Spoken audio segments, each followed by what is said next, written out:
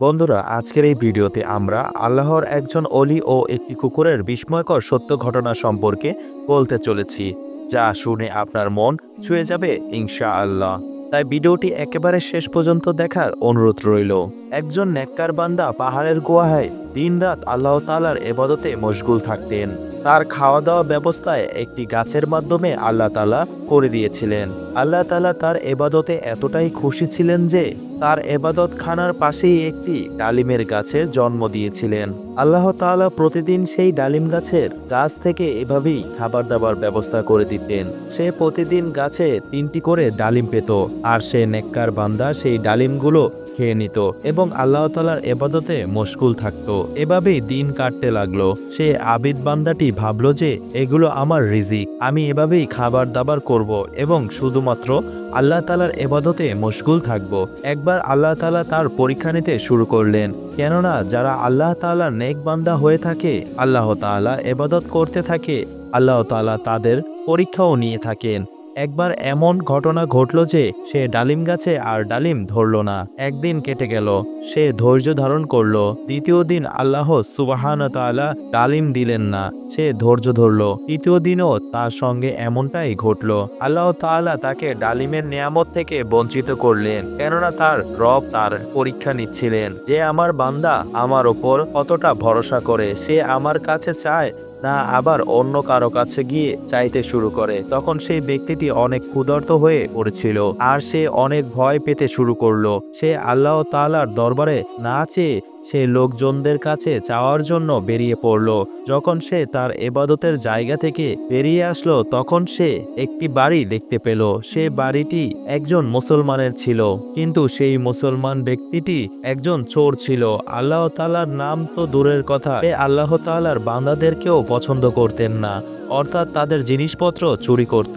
সে শুধুমাত্র নামমাত্রই মুসলমান ছিল, তার ভিতরে এমন কোনো আমল ছিল না যার জন্য তাকে ভালো মুসলমান বলা যেতে পারে। যাই হোক, সে নেককার বান্দাটি ভাবলো, আমি এই মুসলমানের বাড়িতে গিয়ে খাবার চাইব, কিন্তু আমি তো শুনেছিলাম যে সে একজন চোর, কিন্তু চোর হয়েছে তো কি হয়েছে, এ সময় তো আমি অনেক ক্ষুধার্ত, আর এ সময়ে সে আমাকে সাহায্য করতে পারবেই, কেননা এছাড়া আশেপাশে অন্য কোনো বাড়ি নেই। তাই এটি ভেবে সে তার দরজায় গেলেন এবং তার দরজায় গিয়ে আওয়াজ দিলেন। সেই চোরটি দরজা খুলল আর জিজ্ঞাসা করলো, তুমি কে, কোথা থেকে এসেছো, তোমার কি প্রয়োজন?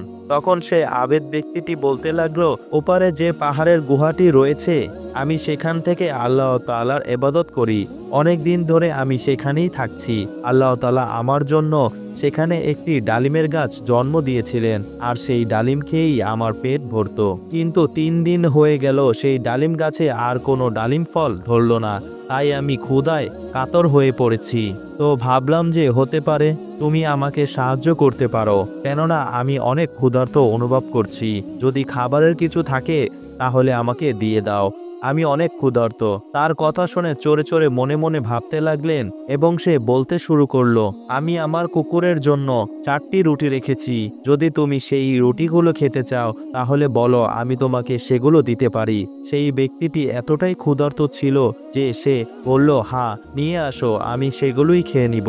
তখন সে চোর তাকে রুটিগুলো দিল এবং নেককার বান্দাটি রুটি নিয়ে ঘর থেকে বাইরে বেরিয়ে গেল। ইতিমধ্যেই চোরের বাঁধা কুকুরটি সে আবেদ ব্যক্তির ওপর ভোগতে শুরু করলো। সে ব্যক্তিটি ভাবলো, হয়তো আমি তার রুটি নিয়ে নিয়েছি, এজন্য সে আমার ওপরে ভোগছে। তাই সে একটি রুটি কুকুরকে দিয়ে দিল। একটি রুটি খেয়ে কুকুর আবার ঘেউ ঘেউ করতে শুরু করলো। সে দ্বিতীয় রুটিটিও কুকুরকে দিয়ে দিল। দ্বিতীয় রুটি কুকুরটি খাওয়ার পর পুনরায় আবার কুকুরটি ঘেউ ঘেউ শুরু করলো।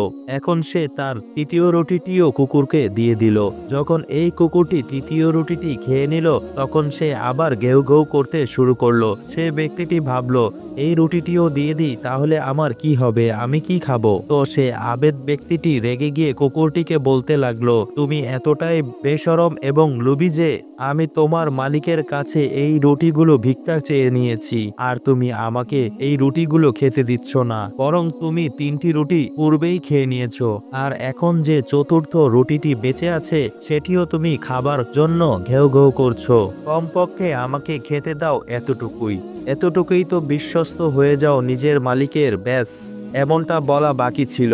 আল্লাহ তাআলা সেই কুকুরটিকে কথা বলার ক্ষমতা দান করলেন। সেই কুকুরটি মানুষের মতো বলতে শুরু করলো, হে মানুষ, তুমি এতটাই এবাদতকারী, আল্লাহ তাআলার একজন নেক বান্দা, আল্লাহ তাআলার এবাদতকারী তোমাকে উপহার স্বরূপ একটি ডালিমের গাছ দান করলেন।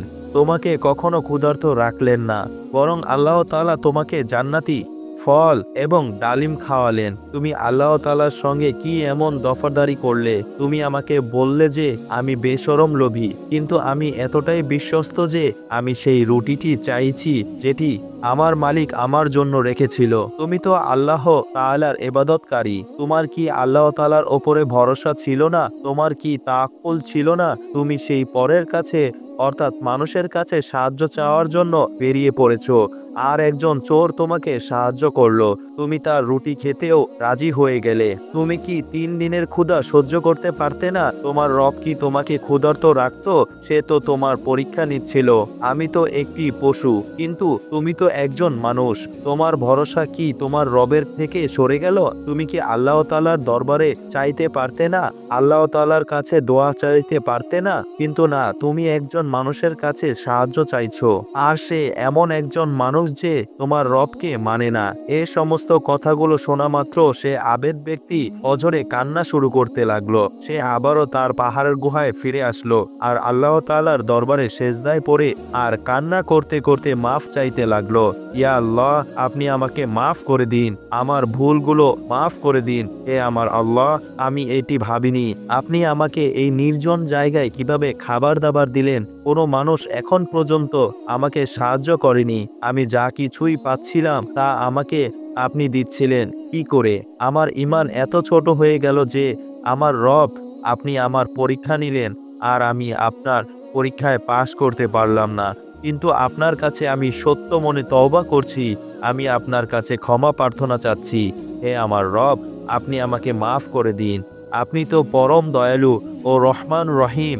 সেই বান্দাটি এভাবে আল্লাহ তাআলার দরবারে কেঁদে কেঁদে মাফ চাচ্ছিল। আল্লাহ তাআলা তার উপর রহম করলেন আর সেই গাছে আবারও ডালিম ধরা শুরু করলো। জান্নাতের সেই নিয়ামত আল্লাহ তাআলা আবারও তাকে দান করলেন। বন্ধুরা, কেমন লাগলো আমার এই আজকের ভিডিওটি? কমেন্ট করে অবশ্যই জানাবে। আজ তাহলে এই পর্যন্ত। আপনারা ভালো থাকবেন, সুস্থ থাকবেন। দেখা হচ্ছে নতুন ভিডিওতে। আল্লাহ হাফেজ।